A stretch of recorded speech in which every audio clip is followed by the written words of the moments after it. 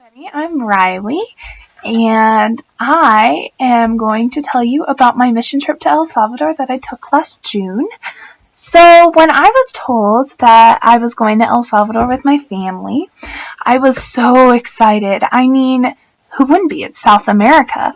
Everybody tells you about the beautiful beaches and the colorful dresses and the luscious green. But little did I know is that only 10% of the country. When I showed up to the airport and saw the soldiers with machine guns guarding just the restaurants, I was freaked out. I was completely prepared to turn back on my plans and fly back to Texas. But I knew I was going to do great things. So we stayed in San Salvador, which is the capital of El Salvador, and then we would drive an hour and a half in a rickety bus up to Boquerón, which is a little volcano town, and we set up shop in a school. So we used their auditorium to set up clinics, and we used their classrooms to set up pharmacies and places to get water, and it was just so much fun.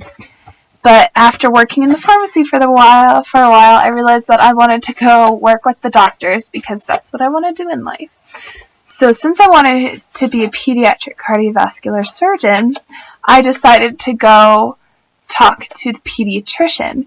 After sitting in there and watching hundreds of kids walk by with broken arms, with scabies, with influenza, with all these diseases, with all these malnutritions.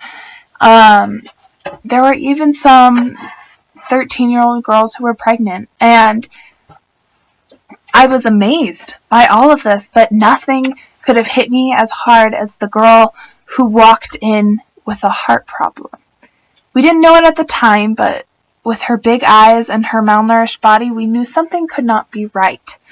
So we started the normal checkup. We started looking at her heart. We looked at her eyes, we looked down her throat, we felt her lymph nodes, but when we listened to her heart, we found something irregular, something strange.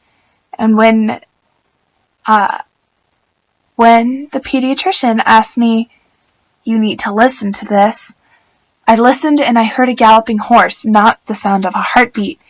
I heard an arrhythmia.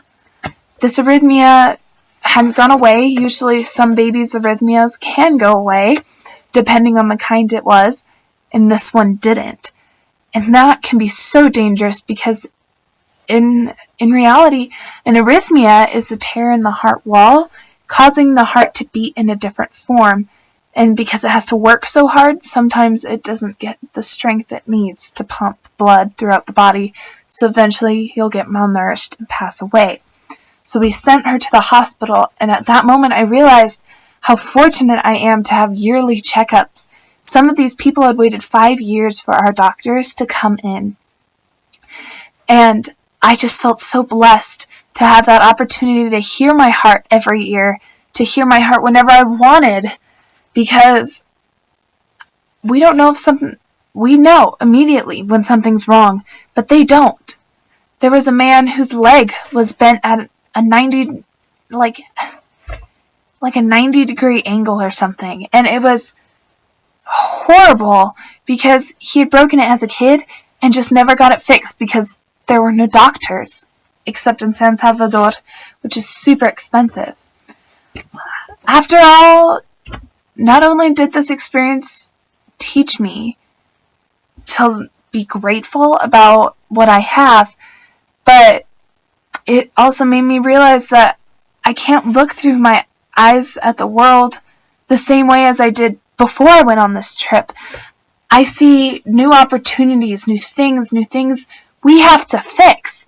Because even though we see this picture of the luscious green and the beaches and the colorful, that's not what this is. What this is something that could be life-changing. We gave them medicines that changed their lives and we get those medicines every day. So we have to be grateful.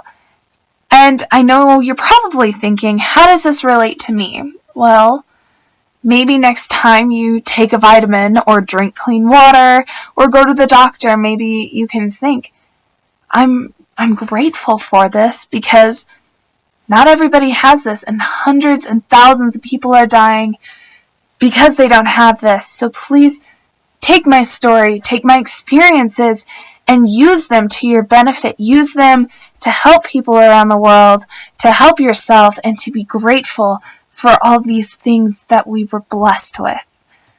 Thank you so much for listening, and I hope you take away from this what I did. Thank you.